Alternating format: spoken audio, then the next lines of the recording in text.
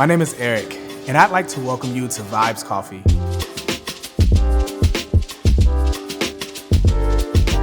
We pride ourselves on fresh coffee and excellent customer service, but we are much more than that. Whether you want to hang with a few friends, get some work done, or experience the best brew downtown Columbia has to offer, visit us at 622 Canal Side Street. Come for the coffee, stay for the vibes.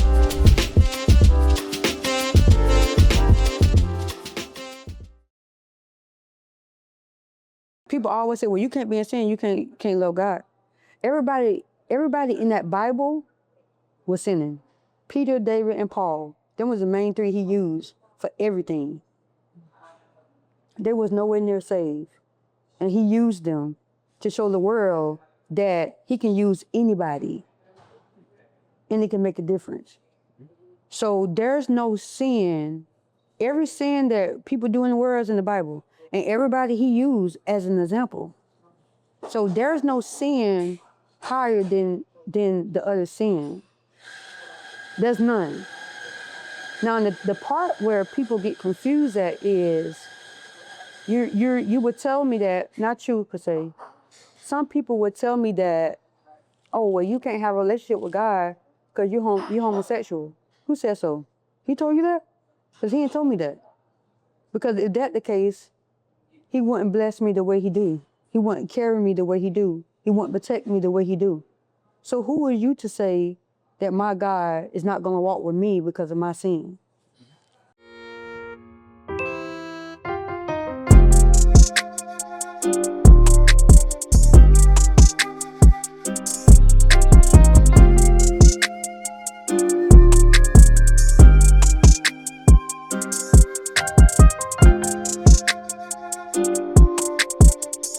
Welcome back to another episode of the Shift Podcast. I am your host, Jaquez Terrell. I'm super excited and so thankful for you all to continue to keep watching the episodes. Thank you for watching wherever you are, in your houses, in your cars. Today's episode is another episode where we talk about different irony events in people's lives.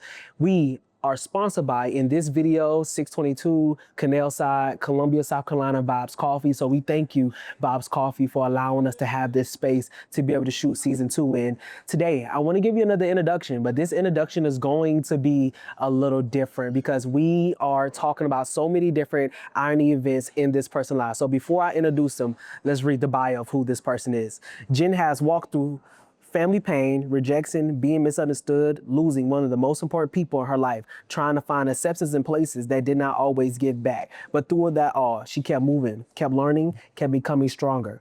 Today, we're not just talking about what happened to her. We are talking about how she survived it, how she shaped her, and how she found a way to keep going.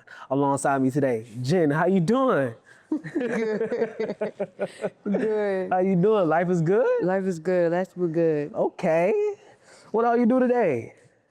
Well, got up and just, today was the easy day today. I got up, wait till close time, got up, washed, get myself together, went to my mother-in-law event and, did that, and then now I'm here. You ain't been on the road shooting sports photography? Well, actually, I've been doing a lot of prom and graduation. Oh, it is that time of the season? Yeah, it's that time of the season. I ain't been doing no softball or baseball. I miss a lot. I ain't been doing nothing. Wow. I've been prom and graduation, man. What all you traveling from? You traveling all through what? Florence, South Carolina, Columbia? From North Carolina to Georgia. North Carolina to Georgia? South, North, and Georgia. Dang, you on the road like that? Yeah, I'm about to be on the road again. Hopefully this weekend. I know that's right, making that bag, huh? But before we get just kind of deep into the podcast, I want to figure out who Jen is, right? If you had to describe yourself today of who you are without just getting deep into, your own life story, who is Jen? Jen is unique. She's unique, confident, and full of wisdom. That's how I would describe myself. Definitely unique. And I say unique because I have my own way of doing things and my own technique of going through life. Well, do you think that most people at this very given time, all of this is going to circle back around, but do you think most people at this given time kind of like misunderstand about who you are as a person? I think they misunderstood me when it more comes to my knowledge and wisdom. Because people don't, they look at me from the outside, not from the inside. And I rarely talk. I talk here and there. I don't say too much without saying a lot.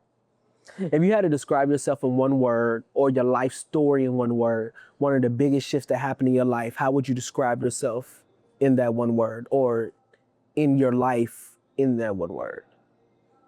Ooh, ask that question again. If you had to describe yourself or your life in one word, One word, how would you describe it?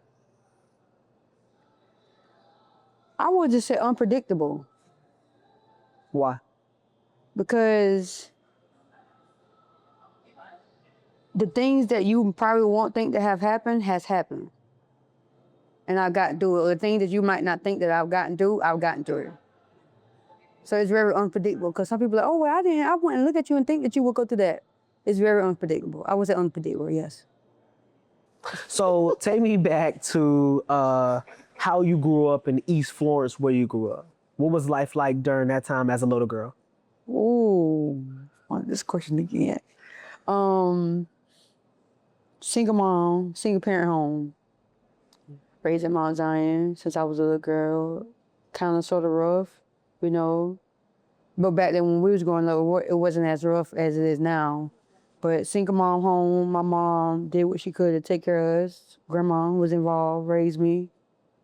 From North Florence to West Florence. I didn't say I didn't have a rough childhood. Growing up, I had a rough childhood, but as in like a little girl, grandma mainly was there. Mom was there, but grandma mainly was there. Well, you talk about your grandma being there, but you said off camera that you said trouble finds you sometimes. So what it's like to grow up with your grandma, but also trouble finding you at different times of your life whenever you're young. Yeah, I became very troubled in the 7th grade. That's because I was the tiniest thing. I was bullied a lot. So I tend to try to find myself not knowing what to do. And me being the tiniest person, I took matters in my own hand. I would fight a lot. I started fighting a lot because it's like, you're not about to bully me. So trouble did find me. In 7th grade, from the 9th grade, I had trouble. Yes. And when you talk about being bullied, just kind of like in that season of your life, what was it like to kind of go home or kind of dread going to school because you know somebody would pick on you in your life during that time? To be honest with you, it was hurtful because I didn't go home and say nothing to my mom.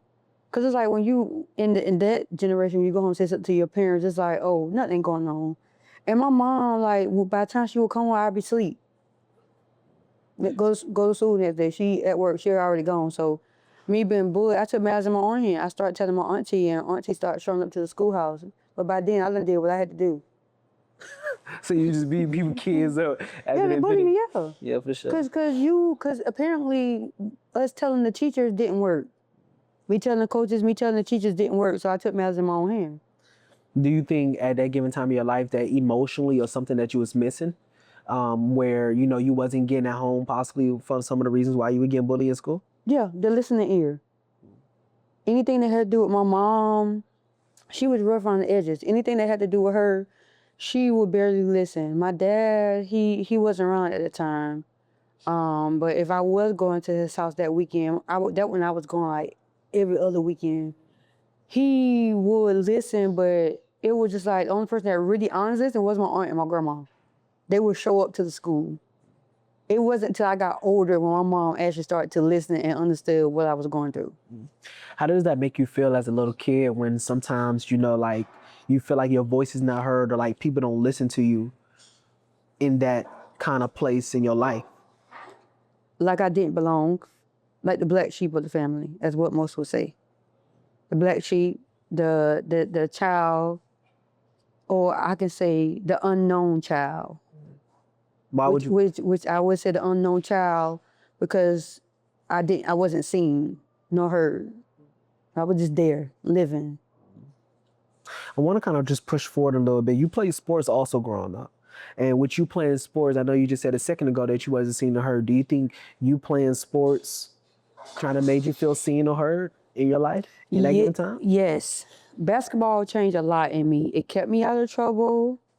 And my coaches showed me that I had more potential than I thought I had.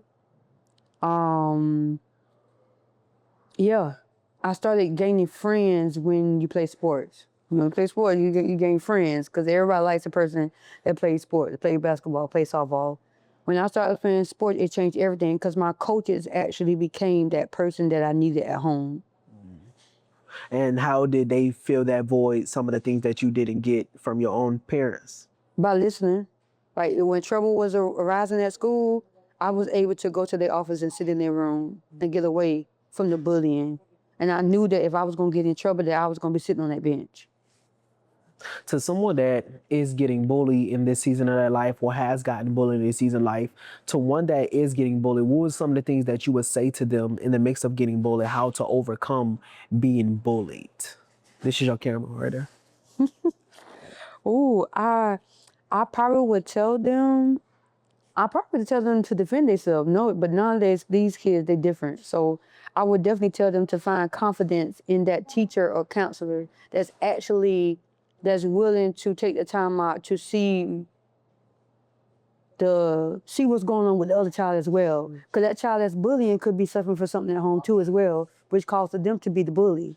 So I would definitely tell them to find the confidence in a teacher or a counselor.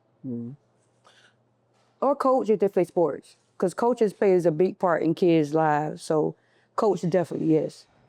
I want to push your life up one more time to around 16, right? You went through family rejection and being forced to grow up. You said your parents started raising you around 16. What did that season of your life feel like for you? To be honest with you, I felt like I needed to be more responsible at that time.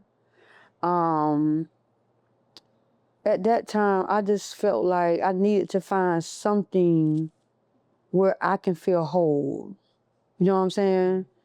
And going through that phase with my mom, with dad, with the whole dressing like a boy type thing, and both of them being into the church, I just felt like they were trying to push me into something that I didn't want, or I didn't want to be a part of, you know. And at that time, my aunt, which is my mom's sister, well, both of my aunts, the one before the one that got killed, and my mom's sister, they both was on some like, just let her be herself. So I cleaned more to my aunties because they was more on, so let her be herself. And don't try to force her to something that she honestly don't want to be. You know what they say, when you force a child the opposite direction, they go the opposite that way, right? So I just felt like I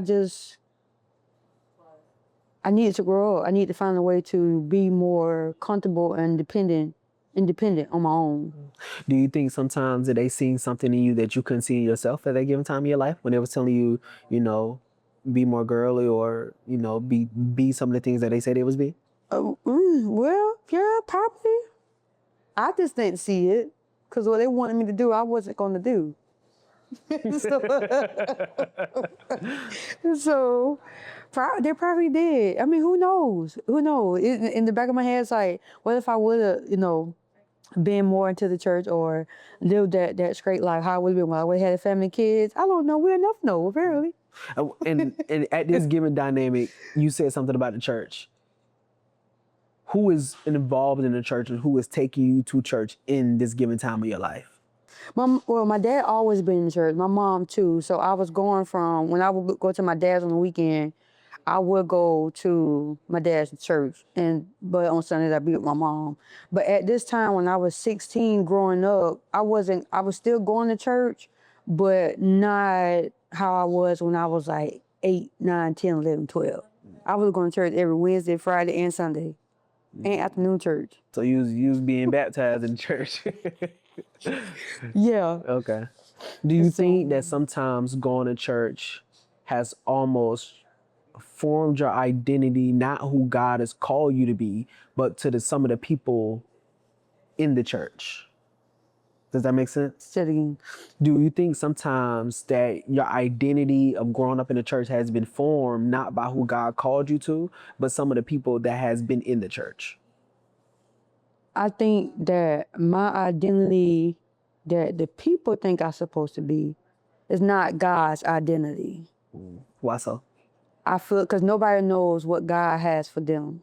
Well, nobody knows what God may have for the other person, honestly, if we're speaking on his terms. Okay. He may, just because my dad is a bishop and my mom is into a deacon and is into the church, people think just because they have those titles that I should be in the church. Yeah. I should be an evangelist or prophetess or, but that's not necessary. What if he just want me to be a regular person, human being that reaches out to the youth, or somebody that grows up in the church that still loves God, and to show the world that you can still have a connection with him despite of the things you do in the world. What if he just want me to be just a regular person? Why do I have to have a title just because my dad or my mom is in the church? I think that's where a lot of people go wrong at. They look at my dad and my mom and they feel as if, oh, well, her dad is a bishop or her aunt is an apostle, so 9 out of 10, one of them is gonna walk like him. That's not necessary. We're gonna get to that. That's some good soil. I got that on my sheet, but we're gonna get to that. I want to talk about you moving around and staying with different family members. How did that affect that season of your life? Well,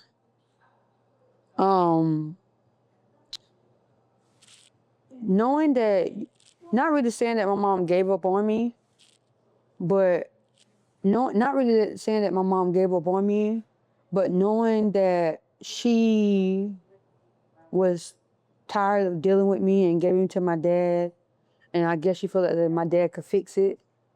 And then me going through what I went through with my stepmom, and seeing how my relationship with him and her transpired, and all the stuff that we went through, and then me staying with my aunt, with my dad's sister, which is the one who actually had the patience and took time with me, and then staying with other family members, it just made me feel altogether like I wasn't, like I didn't belong. Like they just treated me different because of the lifestyle that I lived. So at 16, your identity was changing into being formed to who you are today or who you're becoming. And in that season of your life, you was already staying with your mom? And then you was with your mom where? I was with my mom. I went from my 7th grade to of course, kindergarten. Kindergarten all the way to my 9th grade year. Well, no, my 10th grade year, I was staying with my mom. I transferred in the middle of school season in the 10th grade. Why? Because we got into it. My mom went through my phone. And she seen that you was becoming a different person. And she got frustrated with the fact of you becoming a different person? And it's also, too, though, at that time, the church we went to, the bishop and pastor spoke heavy on homosexual. But it was other homosexuals that was in the church. And it hit my mom hard because she got tired of having people to come to her and to say the thing that she said, and it just got frustrated. And at that time also, my grandma passed away in the mix of that same year. So it was a lot of pain and frustration built all in one. You know what I'm saying? Yeah. And so my dad took a chance on me, and same thing with my stepmom. She tried to get me to wear dresses, tried to get me to wear clothes, and I wasn't having it. When you talk about all of these things happening to you in this season of your life, some of the things that you mentioned, I'm not going to touch right now, we'll get to later in the episode. When you talk about all of these things happening and you feeling like your mom giving up on you and, things not working out in your favor of how you see things, how do you look at life at the age of 16? Would you say that sometimes, I kind of asked this question earlier, but I'm going to kind of come back and ask the same question. Would you say that you knew exactly what you were doing or being indulging in? Yeah. I know right from wrong. And why are some of the reasons early on why you felt like you started to turn into your identity to kind of being gay? I was raised around it. So that's the only thing that you see? I was raised around it. And that's one of the biggest things that I feel like now my mom, she admits to it, but I was raised around it. I was introduced to things when I was a child, and I grew up around it. And then I started adapting into my feelings when I was 14 years old. I started learning my body at 14, 15 years old. And what is the one thing that you feel like that you can't have a connection with a man with? And I'm saying that respectfully. Saying that respectfully, okay? Oh, yeah, oh, yeah. yeah. But what is the one of the things that you believe that you couldn't have a connection with a man? Sexually, spiritually, all of the above, mentally and physically. Nothing, like we spoke earlier about it, and I said, I don't mind telling a guy, oh, you're handsome, oh, you smell good. But when it comes to me talking to a guy, I get turned off instantly. There's no butterflies, there's no feelings, there's no, like, oh, I might see what's up with you. No, it's never been. Yeah. It's never been, but do men find me attractive? Absolutely. They do. And they said it quick. Man, you talking to me, you're pretty. I know I am. Now, a woman talking to me, oh, I won't, no offense to Babe now. But a woman talking to me, oh, I won't be able to stay still. I be moving left and right. It's a different,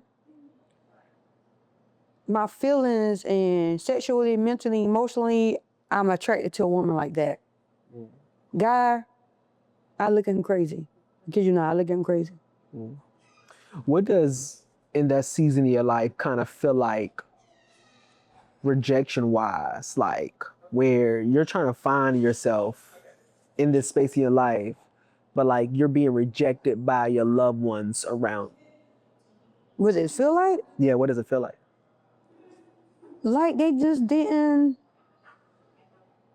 It's like I was a disease. Honestly, we're gonna be transparent because you say you want me to be transparent. That's real. I felt like I was a disease. Like you know how like you go to safari and you want to go pet that lion when you're on that tour, you pet that lion, but you know you can't pet that lion because now that lion may be sick or he may carry the disease like that. Like one of the most powerful animals there is, but you looking at it as if it's a disease. That's how I felt. I felt like it, and I say disease because the things how they when it come to me, like even now, when it comes to me, even my career, my business, it's like it's not. People move differently when it comes to me, and I pay attention to that. I pay attention to how people move when it comes to other loved ones or family members. I pay attention to all of that because it plays a part into how I am, how I became who I am today. I became more of a, how can I say it? I'm very content by myself. Even though my fiance is by my side, like, but I built my life to where, because of the abandonment and feeling like a outcast and a sheep in the family, I built myself to where my self-love and self-confidence is who I become today because of that past. Because if I had to continue to worry about, you know, how they're not accepting me or how they're not loving me or how they don't come or for a birthday or forget my birthday or a celebration, I'd be miserable for the rest of my life. When do you think that you started accepting the truth that you kind of had within inside yourself? Say that one more time. When do you think that you started accepting the truth that you had within inside yourself? Like your truths and kind of just accepting the things that you felt like, you know, you wasn't a girl. You felt like you liked girls more than you liked boys. Like when do you think you started accepting those things inside of you? I started accepting them when I was 25. And I'm 36 now. I always knew I liked girls, but definitely when I was 25. And I say that because I had male friends. Even when I stayed in London, I had male friends, and I had to sit down and really talk to God to see, you know, He plays a major part in all my decisions, but definitely something like that. And I took a chance on being by myself, even having male friends around. I took a chance on being by myself to find myself more, even while I was dating women. And when I started learning myself, I started to work at strip club. And there was male strippers and female strippers. And that what did it. Male strippers would come in, I'd be like, he need to do something with that. Women come in, excited. I started making sure like it's just something that I'm really attracted to. You know what I'm saying? And then I had a talk with God, and when I talked to my mom, like when I was in my 20s, when I talked to my mom, she was just like, always be true to yourself. Never try to do something that you know that you wouldn't be happy with. And she always says what she says to this day, that I would rather for you to be happy than and live a life that you love than to be in a lifestyle where I know for a fact that you would be miserable. And the time I spent alone is when I found out, like, yeah, this guy stuff, yeah, I ain't no. I wanna go back and tie into you being raised in the church and you choosing a different walk of life. And I'm talking very carefully because, you know, not just for you, to viewers as also. Yeah. Cause you know that dry subject is. Yeah. I want to know, how are you able to distinguish the two to say, you know, God, I have a relationship with you. I know you have called me to do things in this world. But, you know, to some people may say, you know, how you're walking in this world is much different, but the sin that you're creating is much higher than other sins, when in our reality, all sins are on the same playing field, except for some. How are you able to maneuver in that way in life with God and being gay? I'm able to maneuver that because I know my calling. What would you say your calling is? I'm able to maneuver that because I'm true to myself. And one thing about it is, I don't play with God. You ain't about to have me catch up with me in no church, leading no choir, doing none of that. And that's something I don't play about.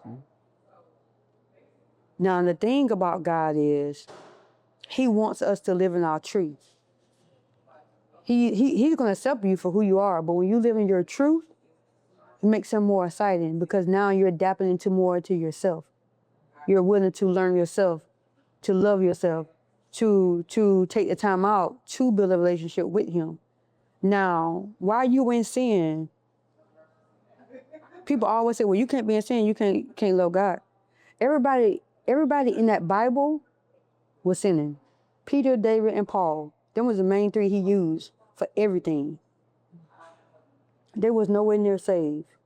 And He used them to show the world that He can use anybody and it can make a difference. So there's no sin. Every sin that people do in the world is in the Bible. And everybody He used as an example. So there's no sin higher than the other sin. There's none. Now, the part where people get confused at is, you would tell me that, not you per se, some people would tell me that, oh, well, you can't have a relationship with God because you're homosexual. Who said so? He told you that? Because He ain't told me that. Because if that's the case, He wouldn't bless me the way He do. He wouldn't carry me the way He do. He wouldn't protect me the way He do. So who are you to say that my God is not going to walk with me because of my sin?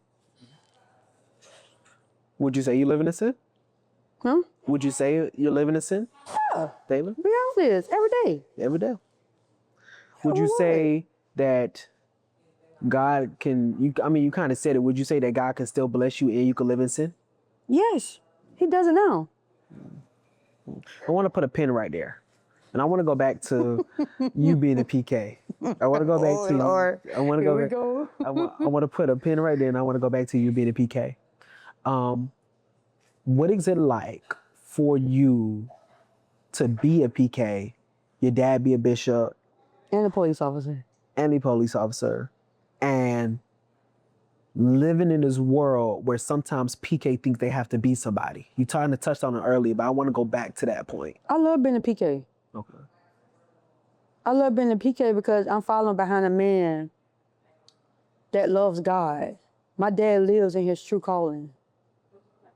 He not knocking no other pastor because I know it's going to bring you to, but he doesn't live in the fornication of life. He lives his truth in his calling.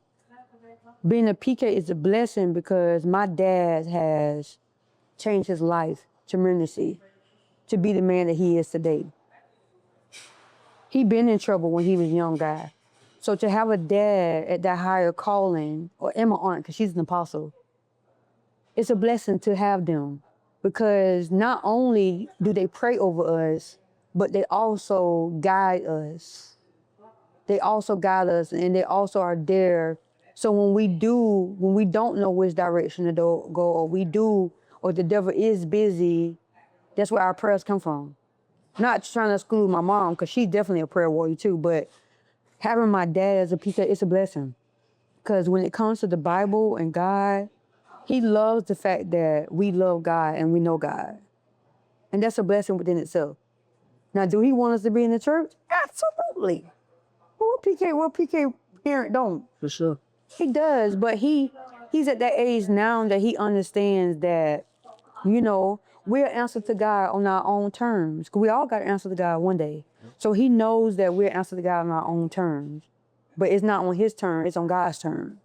So it's amazing having PK. My name is Eric, and I'd like to welcome you to Vibes Coffee.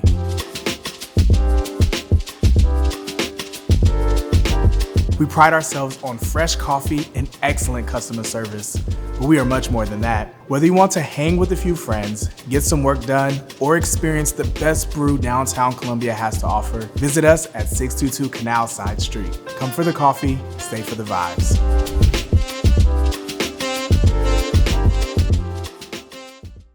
So how is it being a PK when other people hold you to a high standard that you have to live up to? What you mean, about in church?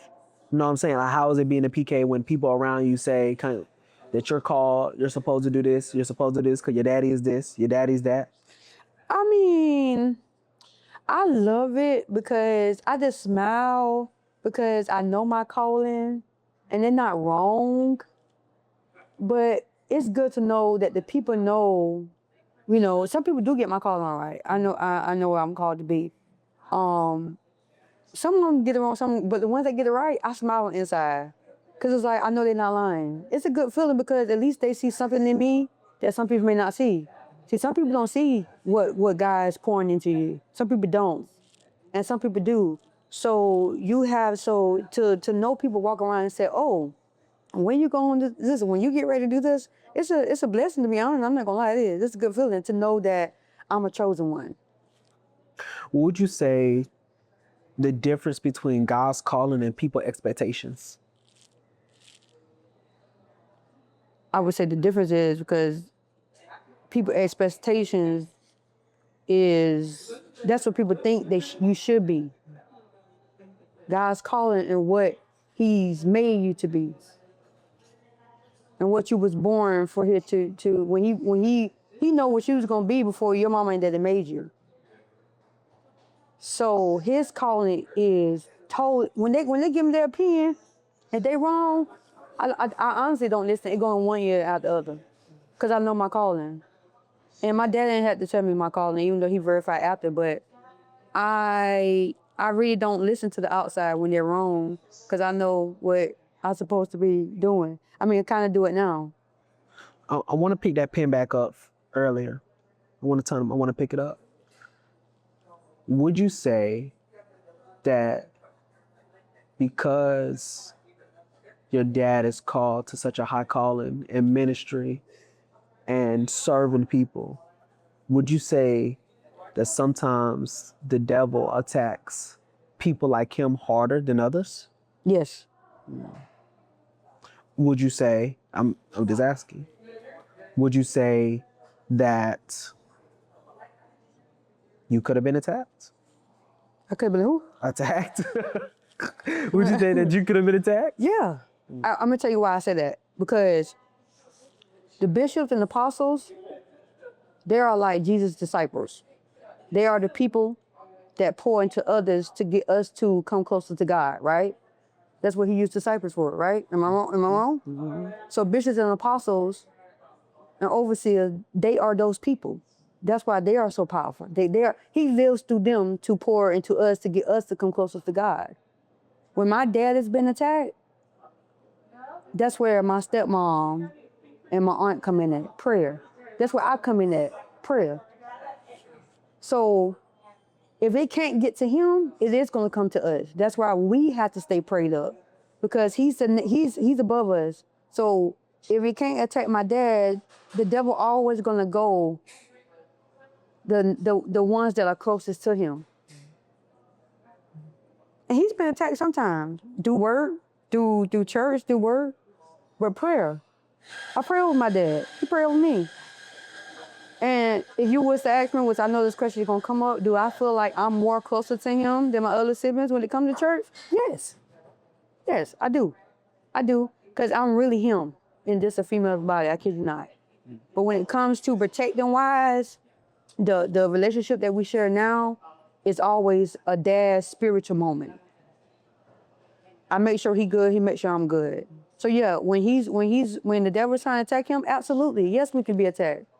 Cause the more power it is, the more devil is going to attack. Cause the devil don't like happiness nor joy, nothing godly. So he's going to try to interfere in any crack he can. I want to push it to your grandma. Earlier, you mentioned who your grandma was. Who is she? Which one? My dad, mom, or my mom? Your grandma, the one that died. Both of them did. They're not laughing. I mean, The grandma that we talked about. But my dad, mom was okay. she was the bishop before, and they went to him. Yeah. But my mom, that's who raised me. Yeah, your grandma, yeah.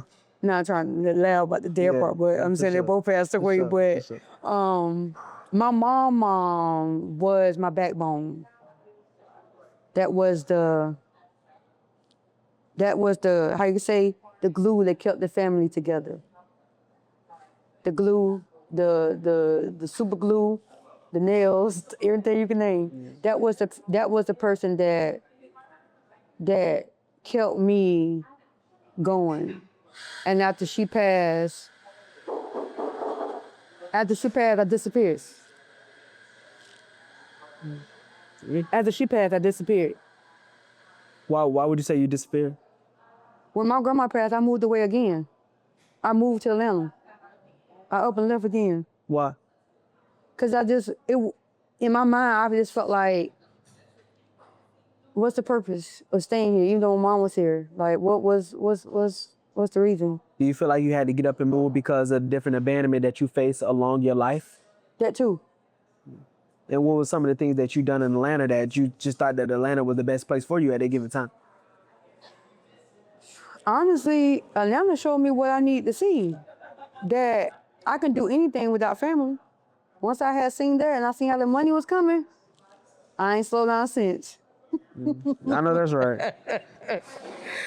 You said that she was the backbone to the family. After she basically passed, you end up going to Atlanta. How did losing her affect the way that you begin to see life? Because you just said, like, I realized when I got to Atlanta, like, I could basically do anything, but, like, how did it affect the outlook of how you see life? It changed me. I started to see the world differently. And to be honest with you, that's when I started getting more involved with God. To be honest with you, I had a relationship with him, but that death per se, that one really, really, really, I had to get an understanding on why. Even though we're not supposed to question, but I had to get an understanding on why. I had to. You had to get an understanding on why she passed? Yeah, I had to get an understanding on why.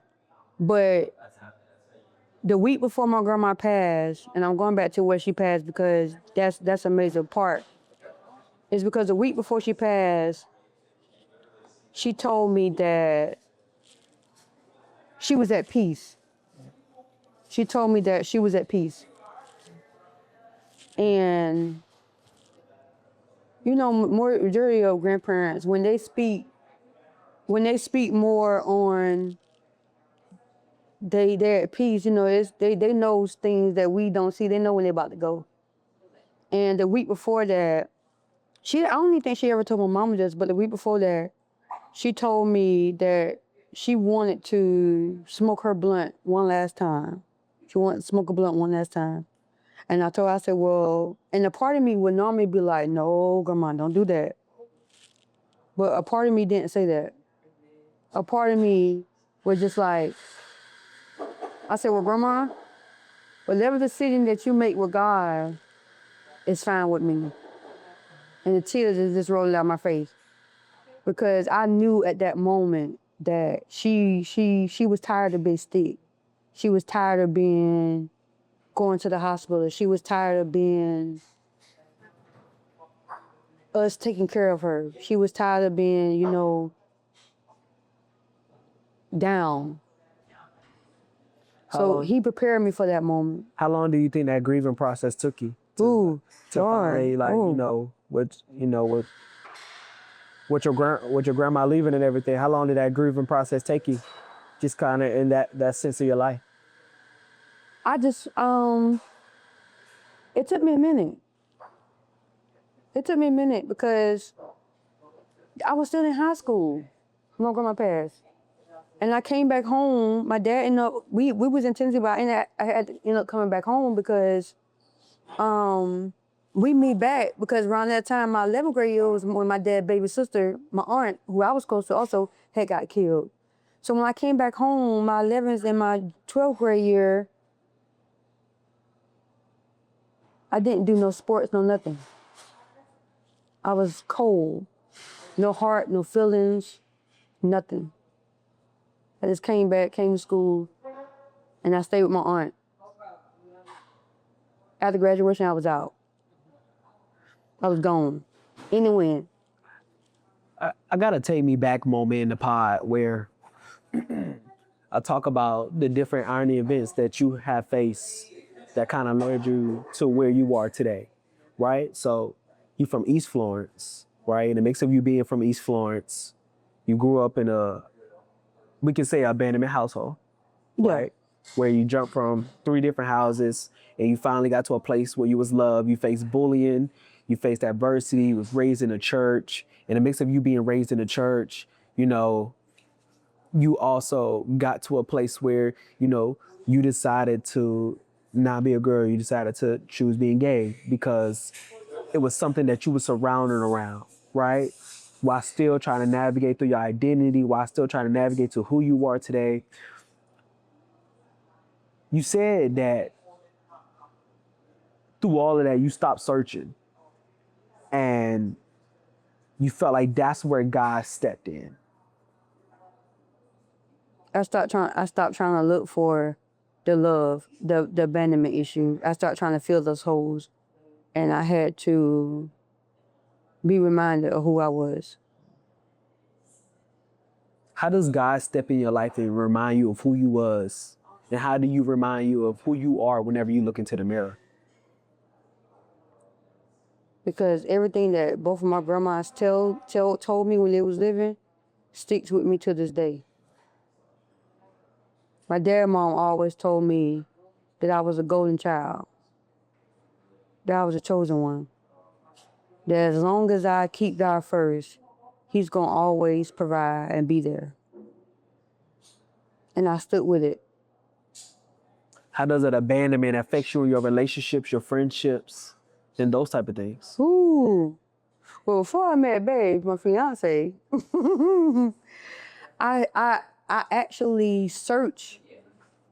When I was in the relationships, I was searching for that spot from them too. I was blinded by a couple of relationships, being lost, ruined, running through money, losing cars, losing apartments, losing houses, because I was searching for something, and the whole time, all I had to do was just take the time out to find it in myself. It ruined a lot. I mean, it got me hurt, and I hurt people, and it also got me hurt. So I've been on both sides of the faithful, and the unfaithful. If that makes sense. No, that makes a lot of sense. I want to get ready to almost like closing the show, right? We talk about also breaking generational cycles, right? Talk about how getting it out the mud, grinding, trying to becoming who you are, becoming today. My question is, you said you choose not to live in generational curses. What cycles did you decide to break? Ooh, Chris, oh God. I choose not to live in fear. I choose not to worry and live in fear. Or settle, if that makes sense. I choose to always find a way to make it happen, to never give up. And a lot of people in my family, it's like they're stagnant. They want to stay in one spot. And to me, that's a generational thing. It's like, or how can I say it? Everybody wants to, I don't want to say this and people take it the wrong way. Everybody wants to like not finish school, or everybody just want to stop at high school diploma and not college, or everybody want to get an apartment but no house. I don't want to be that person. And there's nothing wrong with it, but I want to be that type of person where I'm actually making something in the world and showing something in the world to show people that it doesn't matter what side of the track that you on, it can be done as long as you put your mind to it. And to somebody that's trying to put their mind to something, to look on the other side of the tracks, how do you do that? What does it take to get to the other side of the track so you can know for a fact that this is something that I want to do and this is something where I'm trying to go? First of all, you got to change your surroundings. You got to change your surroundings. Everybody that grow up with you ain't going to be with you. People are going to fall off. When this thing called life hits, ain't nobody going to come but mama. and hopefully the person that you're dating is by your side. But you got to want it. You can't say you want it and you still hanging out with Lil Jon and the East Side Boys. If that makes sense. Yeah, If that makes sense. Like, you gotta, no, seriously though, but you gotta want it. You gotta want it. Like, you gotta get out. Like, people will say, oh, well, I can just stay here and I can make it happen. Go travel. Go to a different city. Go to a different state. You gotta want something different, because if everybody around you is dying and struggling and you hanging with that crowd, guess what's gonna happen? You could be doing the same thing. When you start hanging with CEOs and bosses and millionaires, that's when the blessing starts, because you start seeing different. When you start taking a leap of faith on yourself, you just gotta watch God. And if they don't believe in God, they're gonna have to find them seeking in order for them to make it. Don't ask me about that, because I know it's coming. If they don't believe in God, they're gonna have to find them. That's the only way you're gonna make it in the world. You gotta put God first. I put God first in everything I do. When you talk about breaking generational curses and getting to where you're trying to go today and constantly keep pushing to become who you want to become, what is a generational curse that you want to break, but you don't think you may not have enough strength to break? Or do you not think you have any? I don't think, I think I have plenty of enough strength to break a lot of curses. A lot of curses? Yeah. Okay. I can't, you said, what do I feel like I don't have enough strength for? Yeah. I got too much strength. That's the problem. I got too much strength. What's up? That's the problem. I don't think there's generational curses that I can't break. Because anything is possible with God. And I keep bringing back him because everything is possible with him. So I can't really say that I'm not strong enough to not break it, because I am. What would you tell viewers about being the person who breaks the cycle even when it feels alone? Say it one more time? What would you tell viewers about being the person who breaks the cycle even when it's lonely? That's that test and trial. I would tell them that's that test and trial. That's where that faith kick in at. The alone part in breaking that curse is God's way of testing that faith to see how much faith you have in him for him to help you break it. And a lot of people fail at that part. But the moment you say, you know what, I'm gonna take a deep breath, I'm gonna pray, I'm gonna just put everything in God's hands, and I'm gonna just take it one day at a time, watch what happens. It's hard. It's easier said than done, but it's hard. But the moment you just take that leap of faith, you gotta trust in yourself for God to trust you. If you don't got faith that you can't break it, you're not gonna go nowhere. You're gonna feel stagnant. And don't never let nobody talk you out of what you want to do for yourself. If it's a generation curse, do it. Because everybody wants you to win, but they just don't want you to be ahead of them. And I had to learn that too. But that's a different conversation on a different day. What would you tell yourself at this age, now that you've gone through all these different obstacles and still facing some today, but getting to a place in your life where you're still becoming who you want to be? You said, what would I tell myself? Yeah, what'd you tell yourself? That I'm proud of you. Because who would have thought? The little girl from East Lawrence, born and raised, used to eat dirt, play with rocks with the boys, jump the fence. Then I'm proud of you. And I'm nowhere near done, but yeah, I would tell myself that. So you building your own company of taking pictures and sports and, do those different things. For people that live in Columbia and the surrounding areas in Georgia, Charlotte, I want you to be able to shout your platform out, what you do, where you do it at, travel, all those things, and where people can find you. Or you can find me at Janique Photos on Instagram. And I do sports from North Carolina, Georgia to South Carolina, baseball, soccer, you name it, any sport. My personal Facebook page is Jennifer D. Holloway. And I got a portfolio of Janique Photos. I got to get that information to you because I don't know that by heart. But I definitely send you the portfolio so they can find me. Well, definitely Instagram, Janique Photos, LLC, or Janique Photography because I got two. They can find me there if they want to book.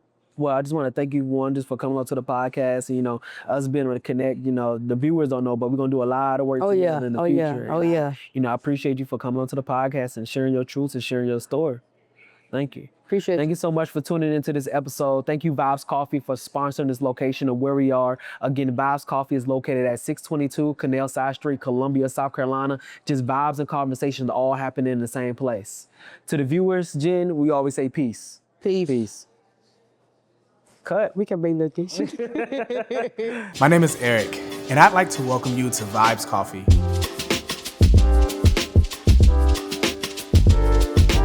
We pride ourselves on fresh coffee and excellent customer service, but we are much more than that. Whether you want to hang with a few friends, get some work done, or experience the best brew downtown Columbia has to offer, visit us at 622 Canal Side Street. Come for the coffee, stay for the vibes.